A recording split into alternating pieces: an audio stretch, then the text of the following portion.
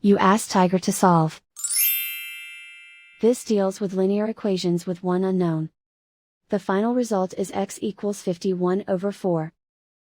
Let's solve it step by step. Simplify the expression. Expand the parentheses. Group like terms. Multiply the coefficients. Simplify the arithmetic. Group all constants on the right side of the equation.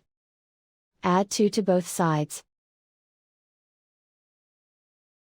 Simplify the arithmetic.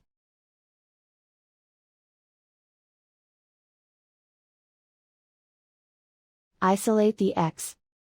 Divide both sides by 4. Simplify the fraction.